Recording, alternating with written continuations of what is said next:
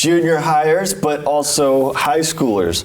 This video is no longer just for junior hires, it's also for the high schoolers / youth. If you consider yourself youthful, even if you're 97, you can watch this video. But to fancify it, we went to John's study.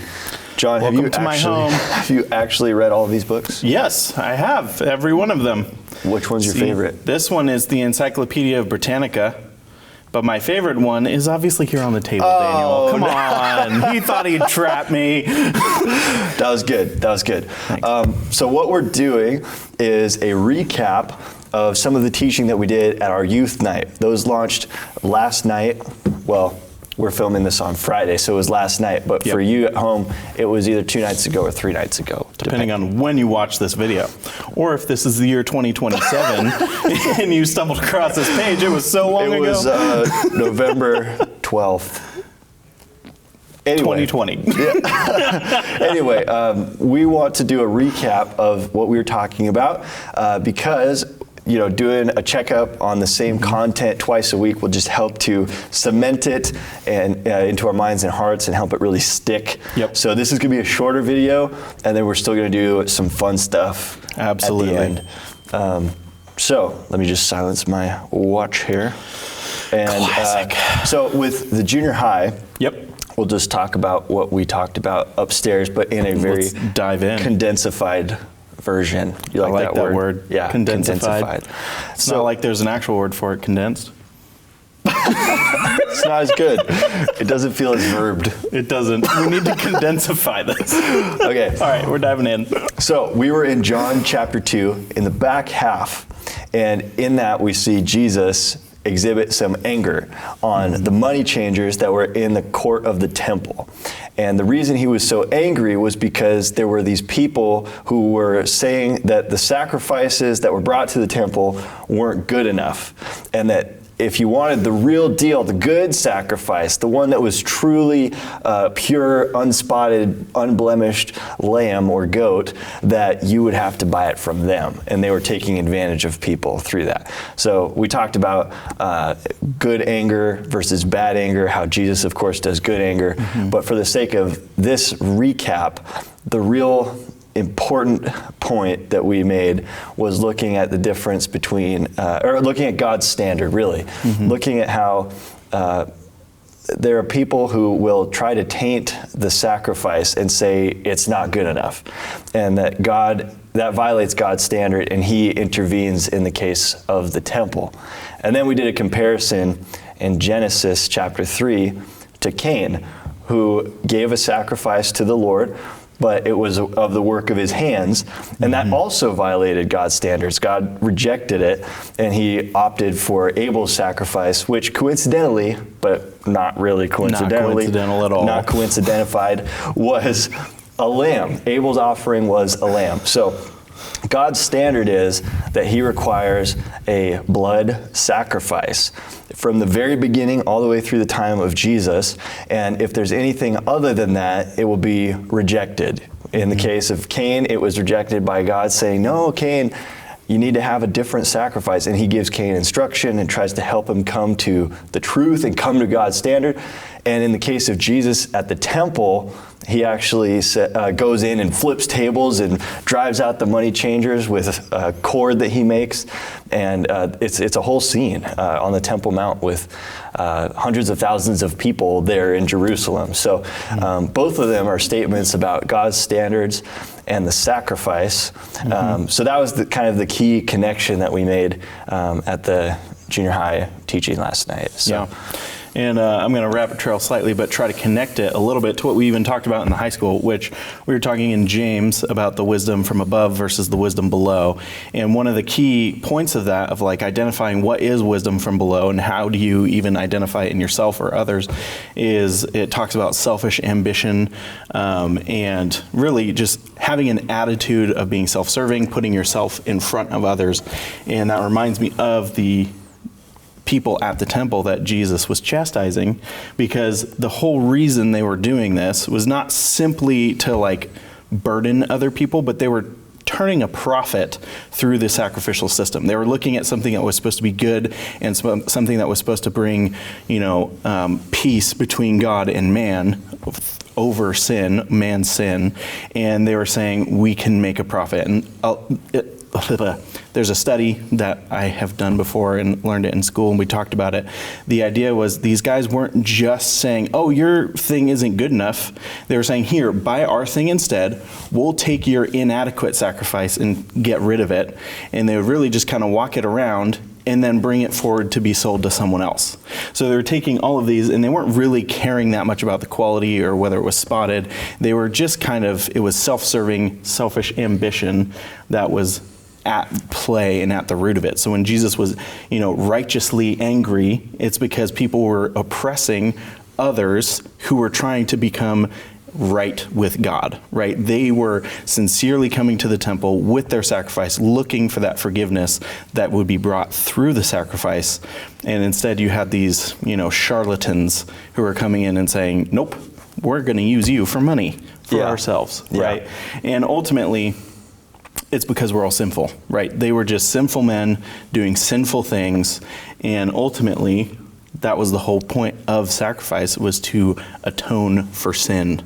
And it reminds me of Romans 6:23, I believe it is. That's right. You can look it up in your Bibles, where it says, the wages of sin is death, but the gift of God is eternal life. Yeah, right. And the reason that is so important, the reason why God was so particular with Cain about his sacrifice, the reason why Jesus is so passionate about these people messing with the sacrifice, was because of Romans 6:23. If the wages of sin is death, everybody has sinned. The money changers, me and John, you watching this, you youthful people at home. And that requires a blood sacrifice. Another place in the Bible, it says, without sacrifice there is no remittance of sin. Or without blood there is no remittance of sin. And so the lamb was what the people would offer to the Lord to put their sin on, and then when that lamb was slaughtered, when its blood poured out, that was a way that they were demonstrating that their sins were put on that lamb, and it was then killed, and that death that sin requires was put onto the lamb. And what's so cool at the end of John chapter 2, just to again recap real quick, is that Jesus ends the chapter by basically claiming that he is going to become that sacrifice. He was there turning tables on the Passover, and just a few years later, he would be back in Jerusalem giving his life on the cross at Passover. So he says, they ask him, why are you doing this? How is it that you have the authority to flip the tables? And he says, destroy this temple, and in 3 days, I will raise it up. And he's talking about that resurrection. So he gives himself as the lamb. He offers himself as the sacrifice, that blood sacrifice to fulfill God's need for a death for sin. And then he rose up from the grave and fulfilled that. So that's why we love Jesus. That's the need. That's why the sacrifice is so important. So anything to throw on top of that? I think that's a pretty successful recap. Buttoned it up? Yep. Okay. Well, thank you for watching. And we are going to do a fun video, and then we'll hope to see you on Thursday this coming week, whatever year it is, for Abide upstairs in the sanctuary, and high school down here in the multi-use room. So We'll see you then. All right. Hello, everybody. We're back. We're back in the old studio here. And we have some classic Jenga. The to old, play. that old, I don't even know where this game came from. But I believe in its original language, the word Jenga means game of stacking many wooden blocks. That's good. We're going to play until the tower falls with the rule that the first block that you touch is the one that you take. Absolutely. And we're also going to try to go as fast as we can. As fast as we can. Yep. None of this slowness. Okay. All right, after you. Thanks. Yeah.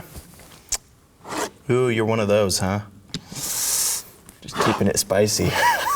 Keeping it spicy. Uh-oh, Yeah, you always got to get rid of the bottom one. Oh, I made such a mistake. Please continue. I can only use one hand, right? Yep. Did we say that in the rules, though? It's just general jangle rules, you know? Just one hand. Okay, One and I have hand. to get that one out no matter what? Mm-hmm. I feel like there's enough structural integrity. I could actually just... We're really flirting with some of these rules here. You just moved where the center, the bottom was. You know on what? The just... I'm going to lose anyway. Oh, my. Oh, what? What just happened? What are you trying to do? Now it's gonna I think be we've more already straight. determined that I Wait, won because it's no longer on the base. I just have to get this one out. That's all we said, and I have to use one hand. Right? That's the... This is so sketchy. Nothing about this is good. It's unconventional, but it's a genius move. Oh my god, it's still so messed up. Wow, I think we need to fine up some of these rules once this tower falls. Okay, what do you want to find up, John? How about no moving the tower to make it more secure? No touching the other blocks. Oh, see, that would have been a good one to know. I got it! All right, now did it. So place it and put the tower back. Because it's still not on the base here. Technically, it's a fallen tower right now. Because its foundation has no building. Is there a tie-in there with our recap, John? I don't know, Daniel. Is there? I don't know. John has standards for this game. That's all I'm saying. I do have standards for this game, and they're called literally on the floor low standards. Don't make me laugh, right? Hey, don't think about farts. Yep. Yeah, let's see it. My hand's going to get in the way. Oh, bummer. So I win, no surprise. I think we all knew once the tower started moving off the foundation, it was a game over. I feel like we should do a rematch. I think we should. That was bad luck. All right, let's do one. 2 out of 3. 2 out of 3, all right. And we are back After the worst Jenga performance ever. But I did win that round. That's right. Despite my dramatic attempt at recovery. It was dramatic, and it dramatically failed. Yeah, but you forgot to say Jenga, and That's so not a rule I that get we to went default. Okay, We're talking let's about clarify, sketchy rules. Let's clarify exactly what the rules are. All right. You can only touch the tower with the one hand that you are going to use. You can only touch the one piece you are going to move. And first piece you touch is the one you have to commit to. Okay, and what happens if you don't say Jenga when the tower falls? I've never actually heard that rule, so I don't know. He's going to read it. Pretty sure it's in the rules somewhere. All right, so what's supposed to happen in your memory of games? That when the game is over, then everybody says Jenga. Is there no consequence? Well, I think it's implied in the bylaws of the game that if you don't say Jenga, then you lose. Which would mean that the first one was kind of a stalemate. No, because we didn't talk about that rule. We were only going strictly off the rules that we talked about. All right, fine. I'm bummed that I lost the round where the rules were kind of in the gray Shifty. zone, just kind of fudgy, because that reduces my chance of winning this straight game. Okay. All right, I'll start this time because you started last time. Okay. Why is it binding this time? How's that even possible? Oh, I thought Let's see how much of this we can. perform as badly as I did it. Jenga. Jenga. I said Jenga. I didn't. Okay, I'll have to Really rewatch loud. the tape. I'll have to Right watch when the it- tape. Right when it happened. Hey, I You were said still part of the denial on it. tower. We're gonna play off of this now. If we can get it quickly back in, we can.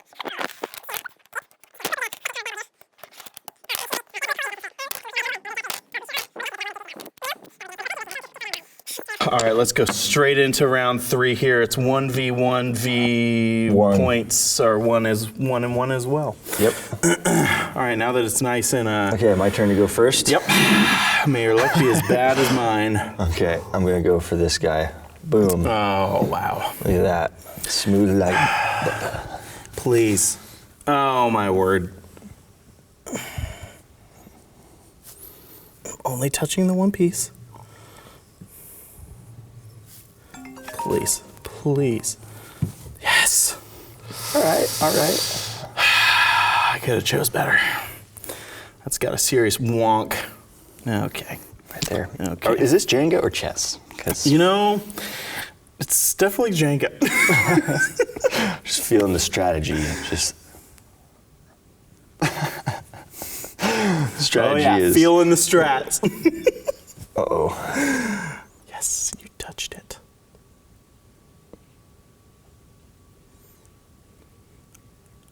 Oh. Give it a little wiggle.